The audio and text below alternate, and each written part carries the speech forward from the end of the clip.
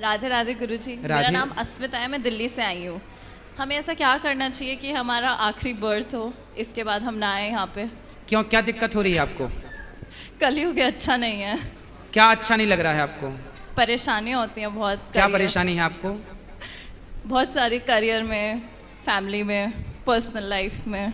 देखो, परेशानियों का नाम ही जीवन है।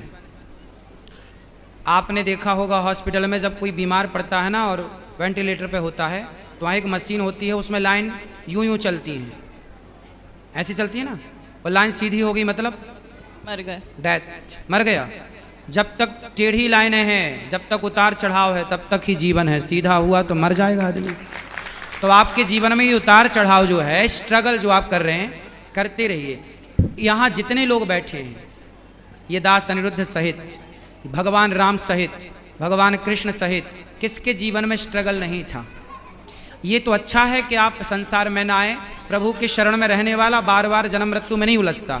लेकिन जब तक हो, हंस के रहो, खुश रहो, रो कर नहीं, परेशान होकर नहीं। ये तो चलता रहेगा, परेशानियाँ तो आएंगी जाएंगी, लेकिन उन परेशानियों के बाद भी आपको हैप्पी रहना चाहिए, खुश रहना चाहिए। ये जीवन है बेटा।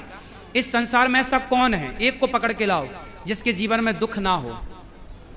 बस किसी के जीवन में ज़्यादा है, किसी के में थोड़ा सा कम है। कोई बता पाता है, कोई नहीं बता पाता। बाकियों को देख के ऐसा लगता है कि उनके जीवन में दुख नहीं है, ज़्यादा मेरे में है। ना ना, आपका चलो क्या दुख है बताओ। अच्छा, कुछ कुछ कुछ बता दो। मतलब मैं बहुत कुछ करियर वाइज करना चाहती हूँ, वो हो नहीं रहा। ये दुख है। अरे किसी के घर में तबीयत खराब हो जाती है, या फिर ऐसे लोगों को देखो जिनके दोनों हाथ कट चुके हैं। जरा सोचो कि जिसके दोनों हाथ नहीं हैं और उसके घर में करने वाला कोई नहीं है और उसे प्यास लगी हो, वो पानी कैसे पीता होगा? कभी आपने सोचा है? मैंने ऐसे लोगों को भी देखा है जिनके दोनों पांव और दोनों हाथ नहीं हैं। अब बताओ कि उसे प्यास लगती होगी तो वो डिपेंड होता होगा ना दूसरों पर, भैया जरा हमें पानी पिला दो, भैया भूख लगी, कुछ खा नहीं सकता। तो दुखी तो वो है बेटा। तुम अपने हाथ से खा रही हो, तुम अपने पाँव पे चल रही हो, तुम अपनी आंखों से देख रही हो, तुम अपने कानों से सुन रही हो, तुम अपने मुंह से बोल रही हो। आपके जैसा सुखी संसार में कोई नहीं है। दुखी तो वो है जो एक शब्द भी नहीं बोल पा रहे हैं, बेचारे गूंगे हैं। दुखी तो वो है जो एक कदम भी नहीं चल पा रहे हैं, बेचारे लंगड़े हैं। दुखी तो वो हैं जो एक शब्द भी नहीं सुन पा रहे हैं, बेचारे बहरे हैं। क्यों नहीं हम उन लोगों को देखते? हम क्यों अपने को ही हल्का मानते हैं? क्यों हम अपने को छोटा कहते हैं? ईश्वर ने हमें बहुत बड़ा बनाया है बेटा। पॉजिटिव क्यों नहीं सोचना? अच्छा भी तो एक एंगल हो सकता है, ये भी एक पहलू है आपके नज़रिए का। इसलिए आप ये कहते हैं कि मैं बहुत दुखी हूँ। नहीं, आप इस संसार में सबसे सुखी हैं। और लोगों को देखो जो घिसट रहे। आप तो चप्पल पाँव में पहनती हैं, कुछ लोग तो हाथ में चप्पल पहन के घिसटते हैं, नहीं देखा आपने? फिर आप कितने सुखी हैं। ईश्वर का धन्यवाद दीजिए कि विधाता आपने हमें इतना सुख दिया है, उसके लिए थैंक यू। ठीक है, थैंक यू। आप बताओ कि आप सुखी हो कि दुखी हो? मैं सुखी हूँ, ये मुझे पता है। बस ऐसा है कि अब थक गए लाइफ से। फिर भी शिकायत शायद से, मतलब ह्यूमन नेचर होती है कि हाँ बेटा देखो, यदि शिकायतें करने बैठेंगे तो सबकी शिकायतें हैं। लेकिन माता सीता को जंगल जब जाना पड़ा, राम जी ने जंगल भेज दिया, लव कुश को पैदा किया अकेले। स्ट्रगल देखिए, लकड़ी काटी।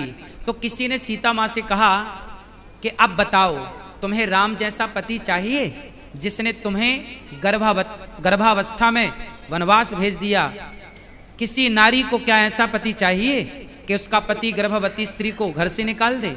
तब सीता माँ ने कहा, बहन जब जब मेरा जन्म हो तब तब मुझे राम ही पति के रूप में प्राप्त हो। लोगों ने कहा कि तुम्हारा इतना कष्ट देने वाला राम तुम फिर से पति रूप में चाहती हो?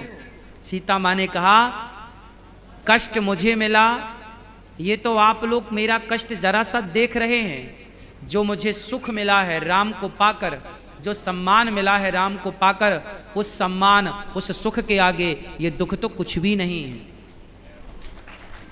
इसलिए मैं राम के उस सम्मान, आज जहां राम खड़े होते हैं वहां माता सीता खड़ी होती हैं। तो मैं राम जैसा पति क्यों ना चाहूं? मुझे जरा सा दुख मिल गया तो क्या मैं उस जरा से दुख के कारण अपने राम को छोड़ दूं? ना बेटा, जिस राम ने हमें इतना सुख दिया है, यदि जरा सा कोई बात नहीं, तुम्हारी माँ इतना लाड़ करती है और एक थप्पड़ मार दे गाल में, इसके लिए हम माँ को दुश्मन तो नहीं मानने लगते ना।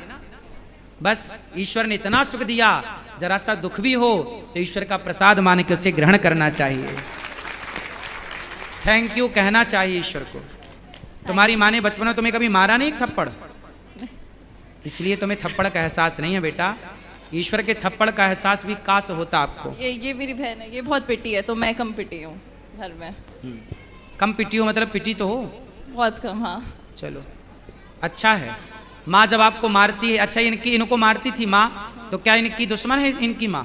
नहीं नहीं, फिर इनके भले के लिए। ऐसे ही है, ईश्वर यदि हमें थोड़ा दंड भी देते हैं, दुख भी देते हैं, तो वो हमारी भलाई होती है। तेरे फूलों से भी प्यार, तेरे कांटों से भी प्यार। Thank you. खुश रहिए।